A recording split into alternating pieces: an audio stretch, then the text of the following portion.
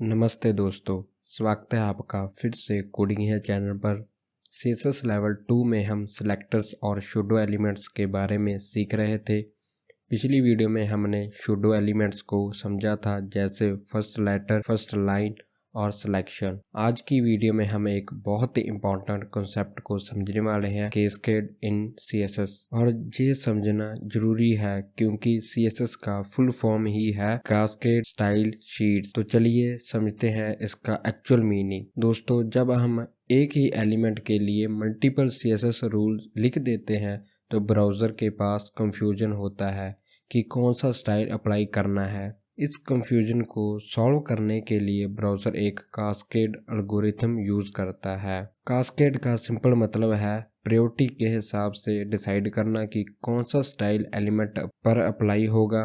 ये डिसीजन 3 चीज़ों के बेस पर होता है। Number 1 importance means specificity, number 2 source order means कौन सा रूल लास्ट में लिखा गया है, नंबर 3 इनहेरिटेंस मीन्स पेरेंट्स से स्टाइल मिला है या डायरेक्ट अप्लाई किया गया है। चलिए अब हम एक एग्जांपल के साथ समझते हैं। जैसे हमने हेडिंग 2 के एलिमेंट में कोई हेडिंग लिखी है, उस H2 एलिमेंट को एलिमेंट सेलेक्टर की सहायता से सिलेक्ट करते हैं और फिर उसका बैकग्राउंड कलर येलो करते हैं और फिर देन उसी पेज के अंदर हम फिर से H2 को सिलेक्ट करते हैं एलिमेंटर सेलेक्टर की सहायता से, फिर हम उसका बैकग्राउंड कलर ब्लू करते हैं। यहाँ पर दोनों रूल सेम एलिमेंट के लिए लिखे गए हैं, तो कौन सा अप्लाई होगा? कैस्केड के अकॉर्डिंग जो लास्ट में लिखा गया है वही अप्लाई होगा।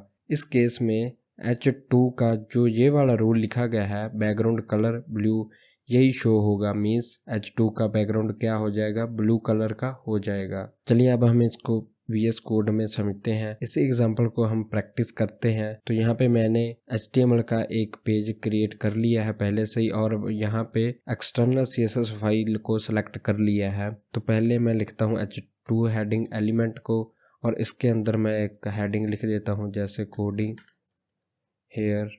इसको सेव करते हैं और आउटपुट देखते हैं। ब्राउज़र के अंदर चलते हैं हमारे ब्राउज़र में और यहाँ पे रिफ्रेश करते हैं। इसको जूम इन कर लेते हैं और आप यहाँ पे देख सकते हो अभी के लिए कोई भी CSS अप्लाई नहीं है।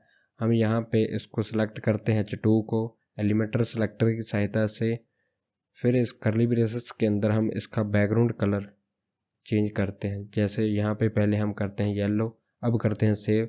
अब यहाँ पे रिफ्रेश करते हैं ब्राउज़र में।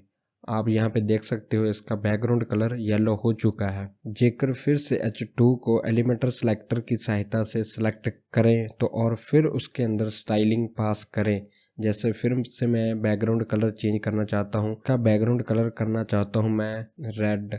तो अब हम इसको करते हैं सेव। अब ब्राउज़र में देखते हैं इसका क्या आउटपुट आता है।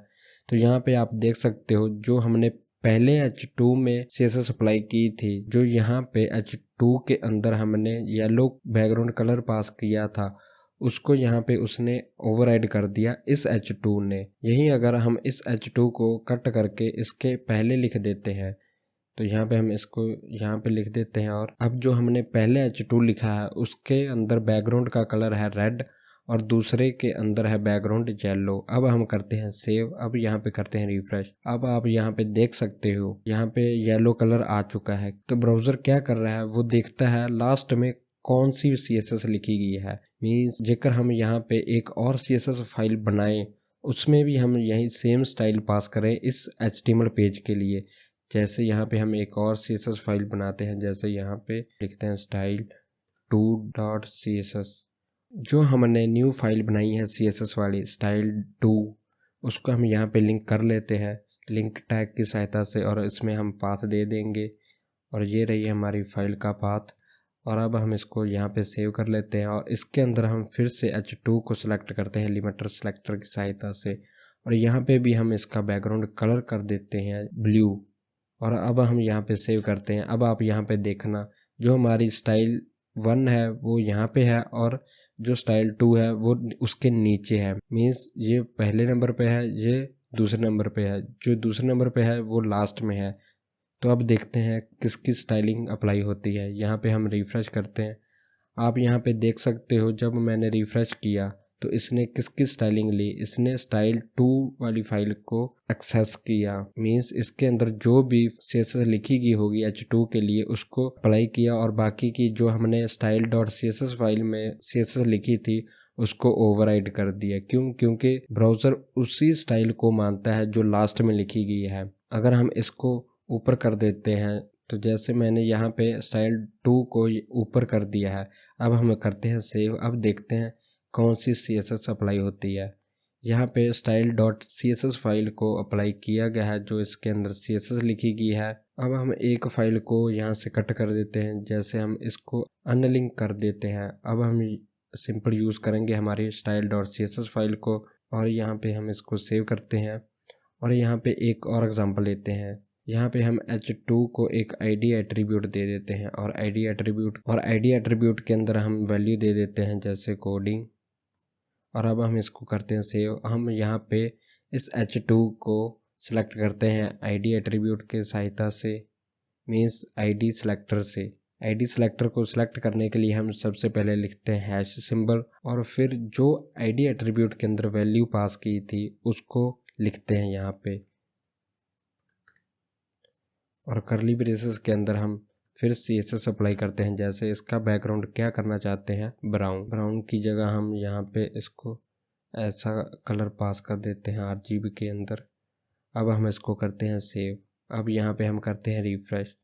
अब आप यहाँ पे देख सकते हो हमारे बैकग्राउंड का कलर ID सिलेक्टर की सहायता से जो लिखा गया था वो पास हो गया है। यहाँ पर एक तरफ एलिमेंट सिलेक्टर H2 है और दूसरी तरफ है ID सिलेक्टर। कैस्केड के अकॉर्डिंग ID सिलेक्टर की स्पेसिफिसिटी ज़्यादा होती है, इसीलिए बैकग्राउंड कलर ये होगा। लेकिन दोस्तों स्पेसिफिसिटी को हम नेक्स्ट वीडियो में डिटेल में कवर करेंगे। अभी के लिए ID सिलेक्टर को सिर्फ एग्जाम्पल के लिए यूज़ किया है ताकि आप कास्केड को समझ पाओ। अगर दोनों रूल्स की स्पेसिफिसिटी इक्वल हो तो फिर जो लास्ट लिखा गया है वही अप्लाई होता है। इसको हम सोर्स ऑर्डर बोलते हैं।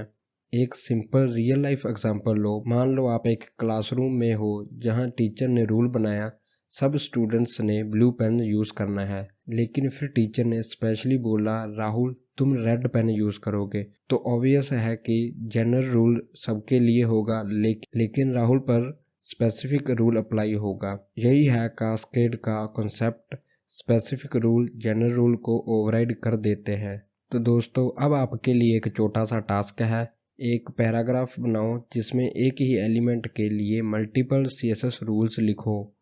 देखो कौन सा अप्लाई होता है और क्यों।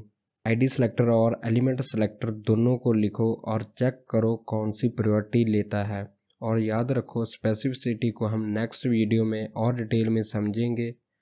तो दोस्तों आज हमने सीखा CSS में कास्केड क्या होता है और इसका मीनिंग क्या होता है। कास्केड के 3 फैक्टर्स स्पेसिफिसिटी, सोर्स ऑर्डर और इनहेरिटेंस।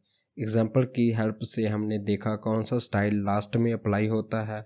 एक रियल लाइफ एनालॉजी से कास्केड को रिलेट किया। इस कॉन्सेप्ट को समझना बहुत इम्पोर्टेंट है क्योंकि आप जब बड़े प्रोजेक्ट्स पे काम करोगे तो अक्सर मल्टीपल स्टाइल्स एक ही एलिमेंट पर अप्लाई होते हैं। बस दोस्तों आज के लिए इतना ही। नेक्स्ट वीडियो में हम सिलेक्टर स्पेसिफिसिटी को डिटेल में समझेंगे और प्रैक्टिकल के साथ देखेंगे कि CSS का प्रायोरिटी सिस्टम एग्जैक्टली कैसे काम करता है। अगर दोस्तों आपको ये वीडियो पसंद आई हो और कुछ नया सीखने को मिला तो प्लीज़ वीडियो को लाइक करें, अपना फीडबैक कमेंट में लिखें और अपने दोस्तों के साथ शेयर करें।